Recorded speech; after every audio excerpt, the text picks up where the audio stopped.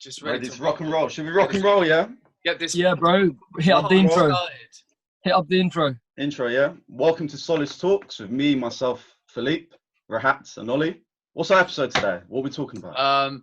So what do we agree on? We actually pre-planned the topic for this one. I guess for the last few days that's been going past. I mean, especially me and Olly, we've been having some deep chats. And one of the things we've been speaking about quite a lot is speaking to your inner child. And when we started talking about this, we were like, mate, this will be a really good thing to speak about on the podcast. I mean, this one hits deep, bro. So for everyone listening, get ready. Sit tight. It's going to be... Start the convo. All right, so inner child, like if I had inner child, because Philippe, we've been talking about this as well, man, and obviously I've shared some of what it's like for me growing up and some of the things that I encountered. Life wasn't that easy. So what is inner child? Because if you're a person that's never heard of that before and suddenly you hear inner child, you think like, what is that? But what's the best way to explain this? We all have inner childs. We all have these part of us, this soul within us, whatever you want to call it. You know what? It's actually bare hard to describe. What I was going to say, Olly, because you obviously originally brought it up with me, and it started from you kind of telling me your story of you discovering your inner child. I mean, for you to find out about this whole inner child concept, it really had started with your journey of trying to fix your past and really find yourself at the moment. And I think definitely start with that, bro. Like, how did you... All right. Let's dive straight away. Let's dive straight away. I even felt the hesitation then. I'm like, discuss your journey, bro. Discuss it's so funny, because you can give information, but it's not until you make it personal that like you can really help people and it can relate. Yeah, bro. The context is that's everything, it, bro. Man. Exactly, man. And I even felt the resistance there to like go there. But let's go there. So dive in, bro. Do it for me, bro. Do it for me. Yeah, boys. So like, as you lot know, and anyone watching right now, like I grew up in a very unhappy household, very toxic environment, had a very bad relationship with my dad. And, he caused a lot of pain and suffering within my family to every single one of us. And it affected us all so deeply. Now, I'm obviously a coach, so I'm into transformation and change. I'm into these things like success and abundance. Like those are things I like to work towards. But I realized that one of the things holding me back was this inner child. Now, all of us have an inner child. All of us were children at some point. And what actually happens is with a lot of people is the reason that they suffer in life, the reason that they enter toxic relationships, the reasons that they find it so difficult to experience happiness within has a lot to do with what they experienced when they were younger, right? This is like classic psychology. So what happened to me personally is, as I was starting to grow and I was starting to develop, I realized that there was still a lot of things holding me back, as there is still now, and that I'm constantly working on. But I realized that, it wasn't just about growing, but it's also about healing. And I didn't even think I had to heal. I thought, I dealt with my childhood, I'm all right with it. Like I'm sweet with it. It's fine. I can move on. But I realized as I was growing more and more that I had to revisit this younger version of myself. Now, this is the inner child. So a lot of the time when we were children, our parents aren't perfect, their parents weren't perfect. And it sort of follows this line of imperfect parents because, we're humans. None of us are perfect, but some of us can go through very difficult times as a kid. I went through extremely difficult times. And because of that, when I was a young child, I had so many needs, so many wants that weren't being met. And, I experienced a lot of negativity that actually really messed up my inner child. And what happens is when you are an inner child, when you're younger, and you have to process and deal with something that you don't yet have the tools and mental awareness to deal with, you repress the emotion. Yeah. And so what happens is you go through life and maybe, I don't know, it could even be small things. Maybe, you have a fight with a friend. Maybe your parents say something to you. Maybe, you're in a dangerous environment. What happens is because when you're a young kid, you don't know how to deal with it. You end up storing it in your body. You end up storing it in your mind and it becomes like a part of you. And what happens is this inner child begins to freeze a little bit. And so what we're seeing grown adults in the world who have experienced all this trauma, have experienced really difficult situations, but because they haven't gone back and revisited themselves and what they experienced as a kid, they still contain this sort of damaged inner child within them. And it's so easy to see. Sometimes you can see grown adults sometimes acting like little kids. And sometimes you can see really negative behaviors in individuals. And it's because they're sort of these coping mechanisms that were created to help them survive and avoid pain when they were much younger. Now I'm conscious I don't want to go on too much there. No, that's good. What do you boys feel about that? Like, what's been your experience? You know, I'll say for me personally, because to be fair, my childhood was a typical inner London, like in terms of childhood. Yeah, you never mentioned much. I didn't really have any problems per se. Like, I didn't have any problems. So for me personally, looking back, I was trying to like connect the dots in terms of proving as a person. I had to look at, okay, as a kid, I was actually a little bit selfish at times. Yeah. Then I was thinking, okay, I'm actually still quite selfish now.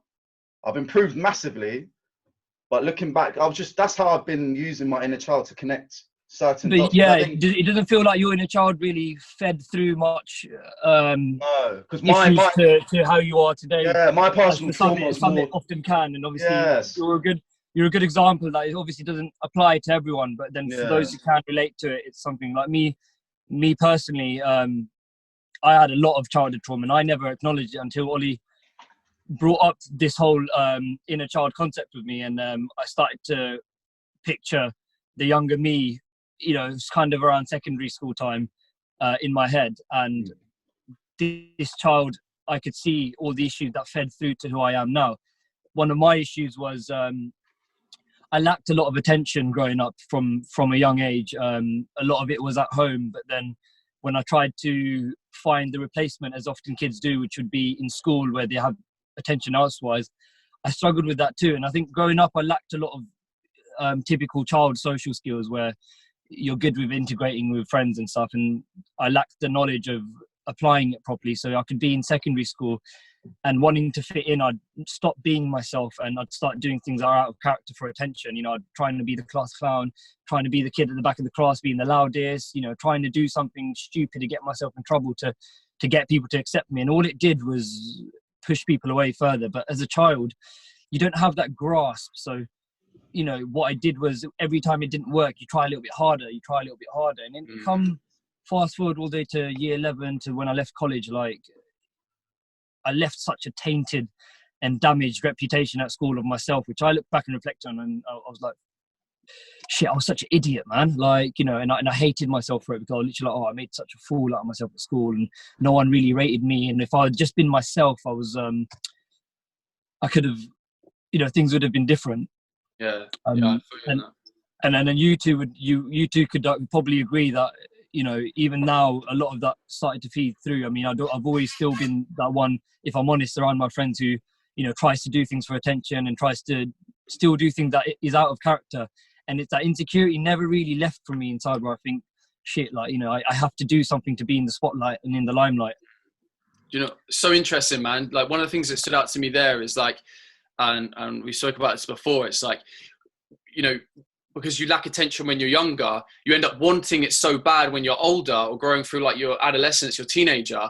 But that thought process, that insecurity actually ends up doing the opposite. And I see this so many times. For example, like if you're looking for other people to love you because you don't love yourself, you don't end up attracting love. You end up attracting people who are going to be putting you down. You're going to be attracting negative relationships. So it's kind of, it seems a bit cruel, because it's like whatever you feel you're missing, if you look for that externally outside of yourself, you're going to end up experiencing a lot of pain. And, you know, for me, like self-worth, man, like that's something that I've struggled with. My parents have struggled with, that I inherited and I've had to deal with, you know, loving myself. And, you know, it sounds funny, like loving yourself, because these sounds like cliches, especially to people our age. Like, you know, we're not really taught about self-love and, you know, loving yourself for who you are.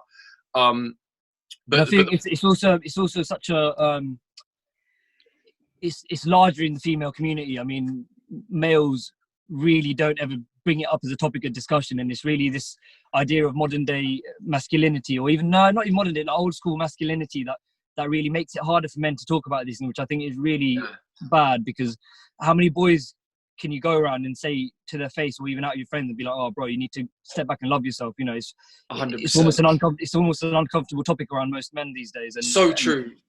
And it's why it creates so much insecurity around men, and these insecurities aren't spoken about, and they're just locked away inwards. Oh, so true, so true, man, so true. Like, and like, you know, I haven't got a statistic. I wish I did, but you know, this male suicide rate. Yes, man. Like, it's ridiculous. It's crazy. It's only around recent times it was brought to attention. I mean, until then, you wouldn't even hear about male suicides or males dealing with these problems, and You wouldn't. the spotlight was given more on women, not in a selfish way, but it was just people grew up with such a mentality that men don't suffer the same way that women can, which is so wrong. It's so wrong. It's so wrong. It's so wrong. Like, and that's what I want to say to anyone watching this podcast right now. Like, if you're a guy and you are suffering, like, you are not alone, man. Like, I've been to the bottom of the barrel. I think we've all at times, you know, I've been, you know, we've been in dark places in times, maybe some more darker than others, but it's so common. It's so common. But what isn't common is having a space where you really feel that you can express that. And, you know, it's not normal, like you say, Rahat, in a society to facilitate these kind of conversations, man, which is why I'm so glad, you know, we've got this podcast here, man. So what I want to ask you guys is, like, how do you feel like your mental health? Because I feel like inner child and like mental health and mental stability are two things that are very linked. Like, what's your kind of experiences of mental health? I think my perspective, I've had my personality. I always see the brighter side of life naturally. I always see the brighter side of life. So even if I went through my personal shit in my late teens, and after I broke up my ex as well, I went through my little trauma in that sense. But I always could see the brighter side of life. Or I could always see, just naturally, I don't know, I could always see. Yeah. So even during the darkest times, I always thought there's a light at the end of the tunnel. Yeah. You know what? A question just came to my head off based what you said that. And, you know, it's aimed at both you boys. Say if there's someone that's listening right now, and they're like, I can't see a light. Like, I'm looking left, I'm looking right, like, it's just dark. Right. This is what I'd say. This is what I'd say. Firstly, you've got to think of your mind, and there's loads of thoughts that run through your mind all the time. So it's just emotion. So if you're going to do anything, you're just doing it through emotion. You're not actually thinking about it rationally. You're not thinking about it rationally, one. Two, this is how I see life as well. You play the game with the cards you're dealt with in this world. Yeah. So we all got different cards. All of us boys and everyone listening, we all got different cards. So I see my game is like, cool, I've got my cards, I want to play this game super well within my game. That's why I can control my game. So there's no point and then you can't compare, because if you're always comparing to other people, your mental health is going to go down as well. That's what I struggled with initially, saying, oh, my mate's got this, or oh, someone over there has like a better car, a nice house, I live with just my mum and I've got to support my mum in a sense. But I always try to see the positives. Do you know what I mean? If I can play the game the best I can, then what else can I do? So for your example, like just so we can really put it to clarity. So what was the positive in your situation of negativity, Felipe, that really pushed you through to seeing the light? So obviously, I know your situation. If correct me if I'm wrong. Obviously, you know, we're only human. We want a lot of materialistic things sometimes. And obviously when we grow up with, in a situation which the three of us do at home, and we didn't have as many things as a lot of people often did. And, you know, we get to age of 25 and we really start to crave all these other things, but we're trying to balance it with the other responsibilities we hold, which obviously often slow us down. How did you turn that into positivity? You know, your mind is obviously the culprit often in this. I think how I did it, because obviously my family suffered quite a bit. How I did it was, like I said, in terms of I'm in control of my life. So if I'm going to suffer even more, I'm just going to keep spiraling down into a rabbit hole. So how I saw it was, okay, if I can do little steps every day to make my life better. So just the small things, like maybe start going gym more often, just finding the positive habits and bring it into my life. Because right now, as you know me, boys, I'm quite militant in terms of how I dictate my life. Yeah. As you know, I'm quite regimented. I've got to do this time. I've got to do this. I've got a routine. So it's just me finding a routine and then gradually realizing, this is what I meant, gradually realizing that you can dictate your life within the constraints of your game. You can dictate it. It doesn't matter how low you can be. You might start in the bottom, but if you keep doing the right steps every day in your life, you'll get into a better place in 10 years' time. There's no doubt about that. There's no doubt. You know what? That bit I love about that, Felipe, from like a coaching perspective, is like a lot of people are looking for a magic answer. They're looking for that one solution that's going to like bring them out of darkness. There's no magic solution. It's little small gains, and you do that very well, bro. Like you do that very well. Like you keep your routine, you take care of the small things, and naturally, because you take care of these small things, like the big things kind of take care of themselves, man. Rahat, I kind of want to know from you, bro, like how have you, because I know that you've been through some dark times as well, bro. Like, how did you personally navigate that? Yeah, you're right. I've been through a lot of dark times. I mean, the thing I realized was, especially when I compared myself to you, Ollie, obviously we've had very intense friendships where we've been extremely open with each other's lives and we've been around each other through our worst points. And I always noticed that me and you deal with things very differently, but ultimately we heal ourselves equally the same, as good as each other, which is the thing I really want to make clear to people, that there's no one way to heal yourself. There's no one theory, there's no one book, there's no one guidance that's going to get you to your better place. It is how you deal with it ultimately, and how your mind deals with it, and you need to find that solution. And seeking guidance is one of the best things you can obviously do, but do not rely on thinking that this one guidance is going to get you through it. So I can give you an example, for example. Yeah. I like to, when I go through my bad points, let's say I'm hitting a really low point, life is beating me down and I'm really struggling, my sort of meditative and peace finding route is through something physical. So a few years ago, just before second year uni, when I had a lot of family issues and things at home going wrong, I started building a driveway on our front lawn. I started digging up all the grass, and it was really random. I just kind of woke up one morning and I was like, you know what? I'm sick of the front lawn. I want to pave it with slabs, and I've never done any of this in my life.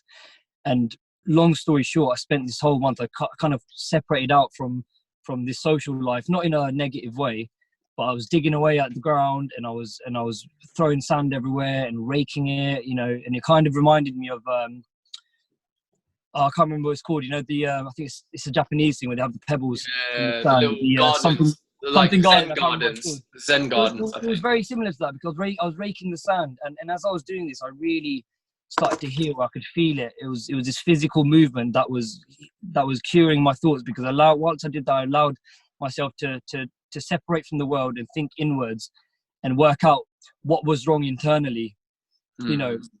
And then Ollie, like, you've been through your points and you dealt with yours so differently. And before, me and Ollie would question, we're like, oh, how have you come out of this dark spot? You know, what did you do? And then I'd tell Ollie, and then, you know, that wouldn't appeal to you, Ollie. And you tell me how you dealt with it, which was, you know, you'd go away, and yours was more less of a physical route, and it was more, you know, sitting and meditating and reading and studying, and, you know, that was your peace finding. And ultimately, we both came out as stronger people in the end, but we dealt with it so differently. But the way we did it was always what was best for us. That's it, yeah. You got to find your way, basically. You have to. Yeah. That's so true. Yeah, Rahat, yours is like action. Yours is like, you know, physical. Yeah, I go out and I do something. I go on a walk. I get away from the world. Yeah, mine's more mental. Felipe, I feel like yours is action as well. You're very... Yeah, I do get a bit mental though, but I'm more action as well. I've got a lot more mental recently, I feel like. Yeah, definitely. Just reflecting with my ex stuff, but I mean, in general, it's action. As long as like I said, as long as, for me personally, as long as I'm seeing results every single day, like small little steps, I feel very good. Like, my mental health is amazing, to be honest with you, because I'm trying to do something with my life. That's how I feel. Because I was going to say, boys, how's your mental health, both of you, right now? Yeah, man. Like, I'm in an interesting position, as you boys both know. Like, I thought I was, you know, the work I did, I've worked so hard on myself, you know, I've helped so many people. You would think, like, you know what, I should have pristine mental health. Like, my mental, people assume this about me. They're like, oh, you know, you seem so calm and blah, blah, blah. But like, I've really struggled. I've really struggled. And this is why unit child is so important to me, because a lot of us are holding on to pain. A lot of us are holding on to pain, but it's subconscious. And the thing is, when it's subconscious, it governs your life. It's like this invisible force that makes you do things, or you're attracted to people that aren't always going to benefit you most. And so what I've come to realize is that I'm in a position now where I'm ready to really dive in. And I have been for a couple of months into my childhood. You know, as I said, like, you know, I grew up in very difficult circumstances. You know, maybe I'll share more, you know, down the line in different episodes. But like, I'm really processing and working through that now. And that's tough, man. That's tough, having to go back to your childhood and bring up all these different things that you experienced. Because a lot of the time you just forget it. And that's one of the coping mechanisms of the mind when you're younger, is like, I'm just going to forget this happens. but your body doesn't forget. You know, when it experiences emotions, it stays in there. And the only way that you're going to begin to grow and really be able to transform how you feel the inside and your ability to influence the outside is by releasing those emotions. So right now, sometimes I'm in some fantastic spaces. Like I feel so blessed with my life. I feel so excited, even like doing these podcasts. Like, lads, we couldn't sleep last night. We couldn't sleep last night to get this out. Yeah. But then sometimes, you know, I'm down in the dumps, and that's when I reach out to you boys. And I want to say to anyone that's watching right now that can resonate on some level and be like, you know what, man, I'm suffering right now, or I suffered a lot when I was a kid. You know, reach out to us, boys, and reach out to your friends. Reach out to your friends, because, you know, one of the things that I've learned from my journey is when I've been really down in the dump, my sort of coping mechanism is to isolate. And it's the worst thing you can do. The worst thing you can do. And like you mentioned, you know, when you're being influenced by an emotion, you become very irrational. You think like, oh, they're not going to want to hear about it. It's not going to help me sharing this problem. It's bullshit. It's bullshit. Reach out. Say what you're feeling, man. And more often than not, you'll realize that they're feeling it too, man. And then, you know, it's amazing. It's amazing. Yeah, and people often have to remember that by speaking out and being honest about your life and being open, you're not doing it for the person who's listening. You're doing it for yourself. Yeah. And you're obviously conveying your words to that person to help you, but ultimately you can't see it like I'm going to this person to help. You have to say to yourself, I am going to this person to help me. You know, these words I'm coming out is only going to help me. I'm not doing it for anyone else. And then you realize that how much the openness helps, and you know, not saying to go around and tell everyone, you know, but at least everyone's got someone there. And even 100%. If you don't, there's someone there who you may not even know that well, who will be there for you. Yeah, that's so true. You know, and I like the way you worded that, because it's to help yourself. And I think and I know, Felipe, you're going to resonate with this one, because you do have to take responsibility for your own mental health. Massively. Like there are some people in this world that don't actually want to help themselves, and they want to actually bring them down. They want to bring them down. I need to put my laptop on charge. Sorry, lads. That's right. And you need to be careful of these people, because some people actually want help and some people want to connect, but some people just want to bring you down to where they are. Yeah. And if you're not aware of that, or if you depend on someone, it's not healthy as well, man. Yeah, so I'm fortunate. You know what? I'm trying to suss this out. My mentality is quite militant with certain things now as well. I'm quite, like I said, regimented, militant with certain things. So I take accountability. So if I'm down, I have to deal with it straight away. I have to. If I'm feeling sad, I have to deal with things. So I just, like, extreme ownership. I take ownership of my life. This is what I meant about the cards. You're being dealt with certain cards. Only you can dictate your life. Listen, you might start really low, but you can go up somewhere. You can dictate your life. That's the key. No one else is going to change your life. Only you. You know how I like my analogies as well. Is I often see it like that bad place and that bad spot you have in your mind and that you need to deal with. It's like seasoning chicken. It sounds funny, right? Yeah, it's interesting. But when you season the chicken and then you let it sit there, what's happening to it? It's marinating, and those spices you put around it are really starting to soak in, and it stains the chicken, and it starts to stain, and they get stronger and stronger. And when you have a bad spot in your mind and something that's bringing you down ultimately, and a problem you're not dealing with, by leaving it there and push it to the side, that you're letting it marinate, you're letting it sit there. And the longer you leave it there, the problems become harder to remove. Yeah. Problems start to stain you more and affect your daily life and your personality. And ultimately, it's something you have to deal with as soon as possible when it's there, and acknowledge it. And if you don't have that way to deal with it right now, then at least be aware of it being there and try and keep it as separate from poisoning your mind. I think the key is just being open. It's being open with other people, but being open to yourself as well. Realizing, okay, like me personally, I've got bad traits. Don't see like, okay, life's perfect. So in my case, looking at my bad traits, I realized actually I've got these bad traits. How can I sort these out? Because it affected up there mentally. Because I was like, oh shit, I'm not actually a good person. This and that. I've got to sort this out. So once you're aware, you can take accountability of your life. That's so true, man. You're so true. The awareness, man. Like I love what both of you said, man. So important. Because this is a problem. Most people aren't aware. There's a lot of people going through life like life isn't fair. This happened to me. Mentality. She did that. Like life. Look, and it's like, bro, nothing looks good when you feel awful inside. Nothing looks good. Your life could be perfect on the outside, but if you feel crappy within, it's messed up. If you believe in energies as well, I think it's essentially an energy. When you have this pure and clean and positive energy on the inside, I do believe that people can sense it, and it may not be some sort of non-physical thing that is flying around you, but it's I believe the brain is smarter than we realize, which obviously is, and it can sense all the microscopic details about a person, and sense that there's a negative energy there. So true. You know, and I can personally relate that as soon as I started to really be on the search for the purity and inner positivity, the way I started to attract people around me, and even attract the right people, and naturally push away the people who are poisoning my life, it changed drastically. You know, the correlation was pinpoint accurate. Bro, so true.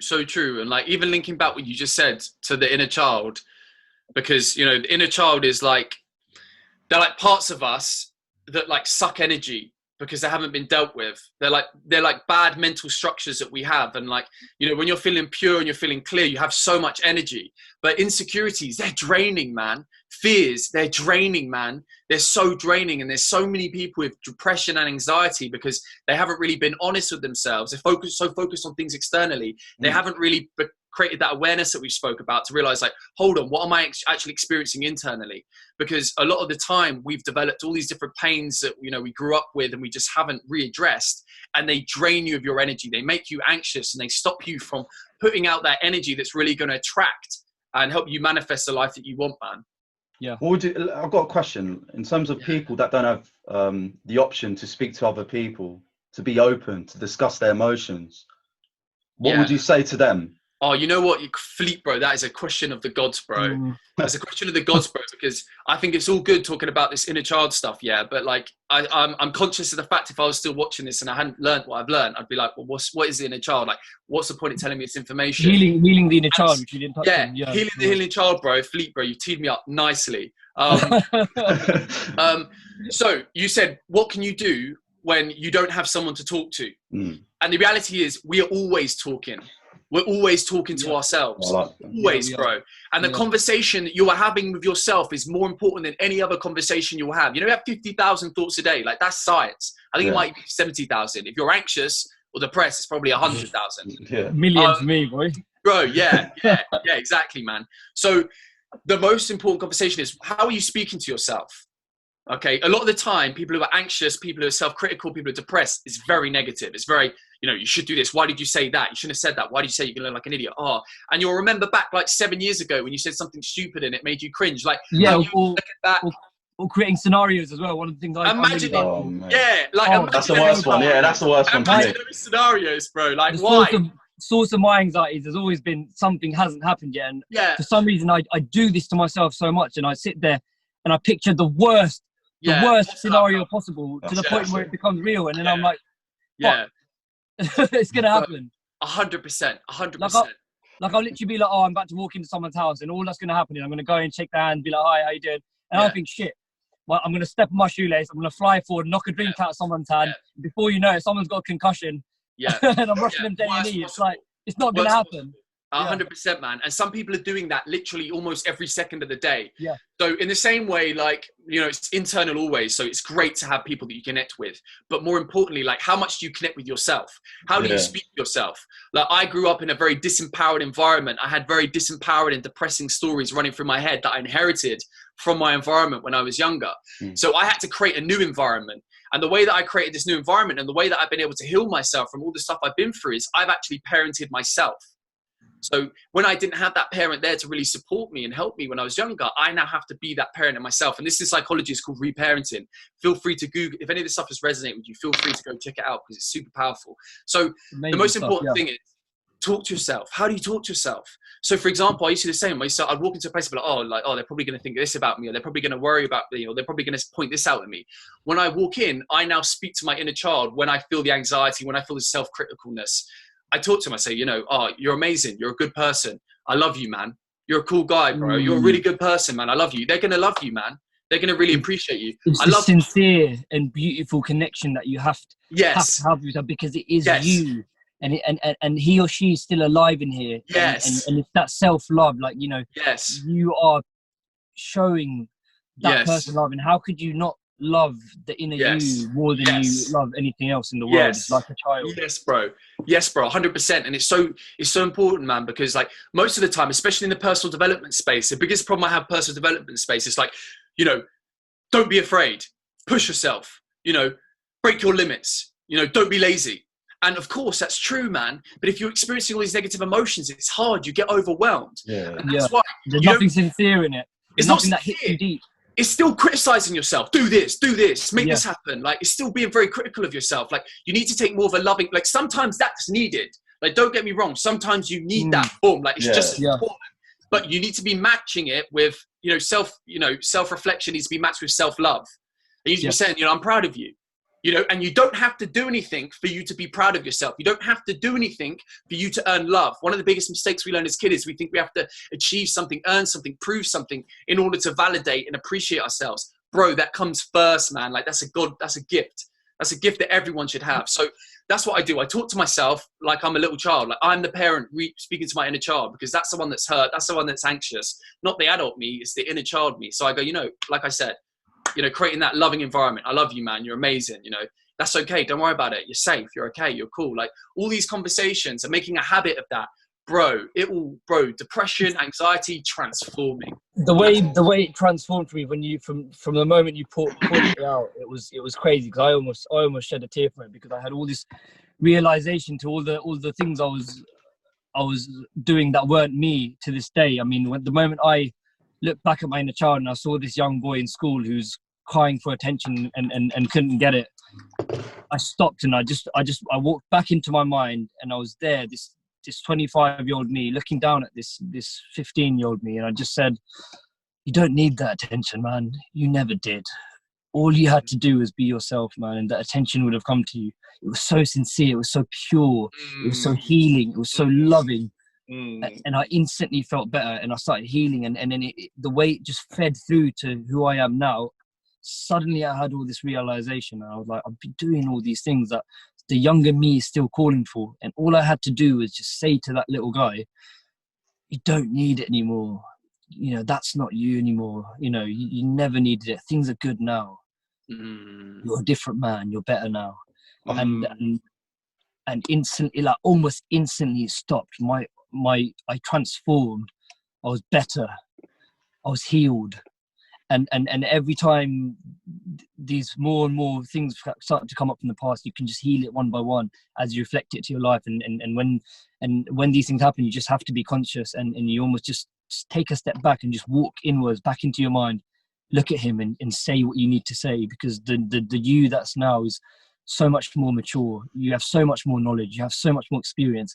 All you have to do is just pass that back down into that new you. I think what I say is, at the end of the day, you've got to respect yourself. So it's being completely honest, being 100% real with yourself, with everything you've dealt with in your life, every situation. You've got to be 100% real. There's no two matters about. You can't try and be like, you can't lie to yourself, bro. You can't, exactly. You can't lie to yourself. So you've got to be 100% real to yourself, and that's when you're going to see change. That's when you're going to think, actually, I've done this and that, or I've suffered through this and that. I need to really dig myself further. True. That's the most important thing. Then I was going to say, sorry, Hat, and then that's how you gain respect from other people as well. When you're 100% real, there's no bullshit. You cut through the bullshit, and this is you, authentically you. There's no, and then you'll feel confident about yourself and how you dictate situations as well. It reflects on everything in your world. Oh yeah, go on, Rahat. 100%. Yeah, no, it's the issue, because obviously a lot of people want the healing and they struggle to be open and admit what the problem really is. I mean, it took me a while to admit how much I craved attention, and I'd stop being myself over it. But the beautiful thing about the inner child is that you can be honest, because it's private. No one else is there to hear it, and it's just you and this inner you. And at that point, you can be completely honest about everything, be completely true to yourself. And that's when the real healing starts, and you don't have to worry about lying to yourself anymore. because a lot of people have that issue where they're only lying to themselves because it's so hard to be honest about their inner truth to people around them. Bro, that's so true. That's so true, man. Because no one knows your life better than, or what you've experienced and the pain you've been through, than your younger self. They know every moment. They know every single second. And a lot of us... There's no lies inside here in your head. There's no lies. Like, you can be real with that one, man. You can be real with that one. And a lot of the time, like, and I've been guilty of this, like, you want to... There's parts of us that we maybe don't like. There's parts of us that we don't want to share, and we want to act like we like ourselves more than we do, that we love ourselves, that we're confident. You know, we want to say these things, but really, like, that little person within you, that little girl, that little boy, they know, they're the ones that experience that pain. They know every single second of it. You know, there's no hiding from that. And they don't want you to hide from that pain. They want you to recognize that pain that you've experienced in your life, man, because it's the only way that you can heal, man. It's the only way that you can heal. Have we got any other questions? Yeah, that's a good one. What is it? What should we leave it on? What should we leave it on? I think that's a good time to call it. Yeah. Should we leave it at that? Yeah. Yeah, man. Yeah, man. We've dived deep. We've definitely dived deep. You know, we might have hit some emotional spots for some people here. I hope we have, because we've all been pretty vulnerable today. And I just want to encourage whoever's listening to be vulnerable as well, man. There's so much strength. There's so much power in being real with yourself. As Felipe said, man, like, it takes courage to be real with where you're actually at right now, what you're actually experiencing. So, you know, we're here for you. If anyone is experiencing anything, know us three boys have got you, whether we know you, whether we don't know you. You know, feel free to reach out to us at Solace Talks. Drop us a DM on Instagram. Drop us a DM if there's anything else you want us to cover. If there's anything that you're dealing with personally and you want us to cover it, or you just want to have a chat, reach out to us, man. But yeah, thank you so much for tuning in today, guys. Hope you have one. Oh, by the way, it's Rahat's birthday. So happy birthday, Rahat. Is he froze? Yeah, I think he has. I think he's froze. All right. All right, we'll leave it at that. Like, share, subscribe. Yeah. That's it. We'll leave it at that. That's it.